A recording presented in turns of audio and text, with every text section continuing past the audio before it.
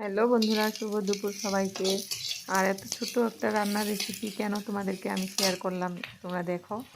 আর আজকে আমি বানাবো চুলাতে ম্যাগি।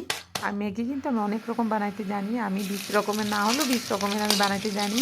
কিন্তু আজকে দেখো সম্পূর্ণ আলাদা ধরনের বানাবো আমি।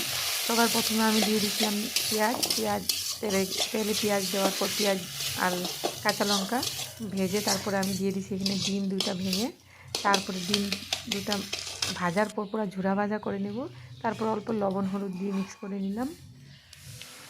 তারপর অল্প ভেজে আর এখানে তারপর আমি অ্যাড করব ম্যাগি। এখানে ভাজার পর আমি দিয়ে দিলাম ম্যাগিগুলো, কিন্তু আমি একদম গুঁড়া করে নিলাম। গুঁড়া করে নিয়ে আমি ম্যাগিগুলো ঢেলে দিলাম। ম্যাগি আর ডিম একসাথে আমি ভেজে নেব। 2 প্যাকেট ম্যাগি দিয়ে দিলাম। তারপর ম্যাগিটা ভাজার পর আমি দিয়ে দিলাম জল অল্প বেশি করে। জলটা দেওয়ার পর এখন উতলানো আসছে। এখন আমি দিয়ে দিলাম 2 প্যাকেট ম্যাগি মশলা। আর ম্যাগি মশলাটা দেওয়ার পর এখন উতলাবে পুরা। এই রেসিপিটা এইভাবে ম্যাগিটা বানাইলে আর তোমরা খেয়ে দেখবে কীরকম আলাদা টেস্ট। এটা একটা খুবই আলাদা টেস্ট।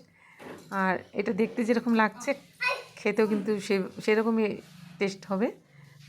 ভালো লাগলে তোমরা লাইক করবে।